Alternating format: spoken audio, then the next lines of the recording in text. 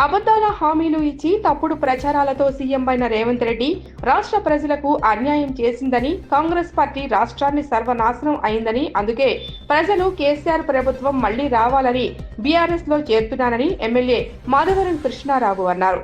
కుకట్పల్లి నియోజకవర్గంలోని బాలనగర్ డివిజన్లో గిరిసాగర్ రాజు ఆధ్వర్యంలో కాంగ్రెస్ పార్టీ యూత్ నాయకుడు మధు ఆధ్వర్యంలో 100 మంది యువకులు టీఆర్ఎస్ పార్టీలో చేరారు. యువకులందరికీ ఎమ్మెల్యే మాధవరం కృష్ణారావు గులాబీ కండువా కప్పి బీఆర్ఎస్ పార్టీలోకి స్వాగతించారు. ఈ సందర్భంగా ఎమ్మెల్యే మాధవరం కృష్ణారావు మాట్లాడారు.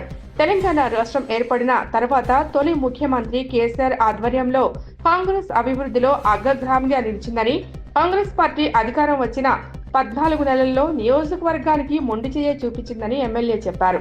సంక్షేమ పథకాలు అందిస్తామని, మహిళలకు 2,500, పెన్షన్లు 4,000 రూపాయలు అందిస్తామని తప్పుడు వాగ్దానాలు చేసిన కాంగ్రెస్ పార్టీకి ప్రజలకు బుద్ధి చెప్పే రోజులు ముందున్నాయని, అందుకే కాంగ్రెస్ పార్టీ యువకుల కాంగ్రెస్ పార్టీకి రాజీనామా చేసి బీఆర్ఎస్ పార్టీలో చేరారని ఎమ్మెల్యే మాధవరం కృష్ణారావు అన్నారు. కాంగ్రెస్ పార్టీని చేస్తున్నటువంటి దొంగ మాటలు, దోపిడి మాటలు, అబద్ధ మాటలతో వినలేక టీఆర్ఎస్ పార్టీ ప్రభుత్వం ఉన్నప్పుడు ఏ రకంగా అభివృద్ధి జరిగింది, ఈ 14 నెలల్లో ఏ రకంగా జరిగిందని చూసి మరి కాంగ్రెస్ పార్టీకి ఎన్నో సేవ చేసినటువంటి పుట్టపర్తి మధు గారి ఆధ్వర్యంలో టీఆర్ఎస్ పార్టీలో చేరడానికి రావడానికి వచ్చినందుకు హృదయపూర్వక ధన్యవాదాలు తెలియజేస్తా ఉన్నాం. ఇదే నిదర్శనం. ఈ రాష్ట్రంలో అన్ని అబద్ధాలే.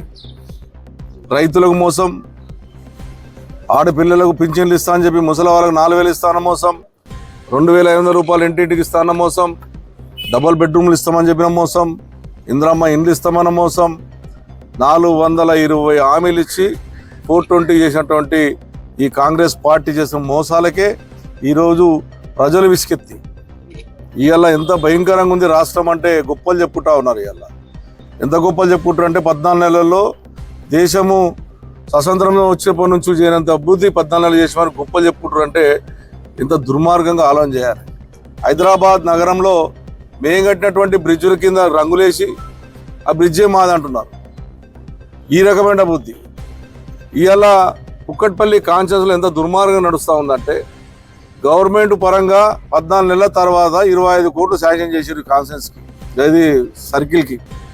అందులో నాకు 9 డివిజన్లు ఉంటే నాకు 6 కోట్లు ఇస్తున్నారు, 3 డివిజన్లు ఉన్న వాళ్ళకు 6 కోట్లు ఇస్తున్నారు. ఎక్కడైతే ప్రజలకు ఇబ్బంది ఉన్నదో చూసి రిలీజ్ చేయవలసినటువంటి బాధ్యత ప్రభుత్వానికి, ఆఫీసర్లకు ఉంటుంది.